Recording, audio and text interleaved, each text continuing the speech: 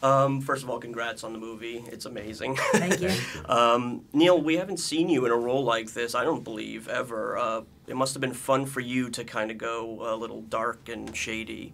Yeah, it was super fun because I had just come off of a sitcom where I was trying to like chew on scenery and like give the editor interesting things to cut to just in case they wanted to. So I was doing a lot more sort of overt heavy lifting. So then to get to act with David Fincher, who is a truth cop, he will, you know, you're doing 30, 40 takes sometimes, not because it's wrong, then right. It's just so that it calms it down and distills it and makes it all simplified. And he would call me out on isms if I did a scene and raised an eyebrow at the end, you know. Am I being mysterious or sexy? That's my idea. As an actor, I'm like, this is going to be good. Very impressive. I'm going to do that. I'm going to say the line. I'm going to give a little of that, so you're not sure. Cut. He'd come back and he'd say, Neil, the eyebrow. What's happening with you? Stop. You're doing the eyebrow thing Is again. your forehead Quit okay? it. Ah, you're right. You caught me. So And I he don't doesn't know, miss a thing, right? Yeah, he doesn't miss a thing. And He does it to all of us too. It's not just Neil. Yeah. You're We all have playing something. on a level where everyone is working so to the best of their abilities, and it's challenging you to be working hard and excellent and yet still and true, and that's hard. We don't get that often as an actor. Like he would remind us that a story tells itself, and you get that when your character is the most honest, and you have to sometimes strip everything away and just let it be really simple and happen, and you know the audience can come to you, you know.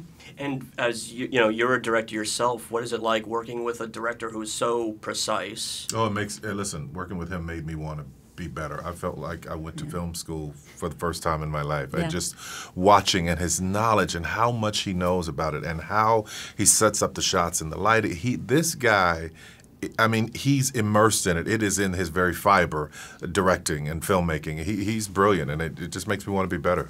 And Kim, I mean, playing a cop and so well, I wonder what kind of research did you have to do into that, or was it all there on the written page? It's in the pages, you know. It really is. I didn't have a lot of time to prepare when, especially for the audition, and it all just started happening very quickly. So it was on the page. I just sort of stepped into it. For the three of you, I mean, what's it like? Because obviously all of your scenes are sort of self-contained.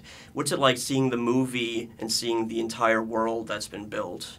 I was so impressed with everyone else's performances and how real they were. Real, like yeah. even your cop could theoretically have been sort of the country bumpkin, small town cop that was, you know, hell-bent on it being one way, and it was so real and truthful. And your attorney could have been so one-sided and flashy or whatever it could have been, and instead it was grounded and real and like a real human being. And I think that, again, speaks to David Fincher's adept ability to cast people that he knows can do that, but also his way of directing them.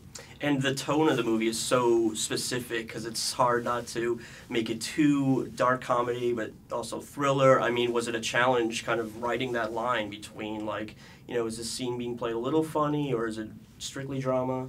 Well, that was in his hands, like finding that right satire, thriller, you know, dark comedy, and he knew how to do it. He just dialed us in. We were like paint. Each of us is a paint color, and he just picked the tone he needed that day or the shade, you know.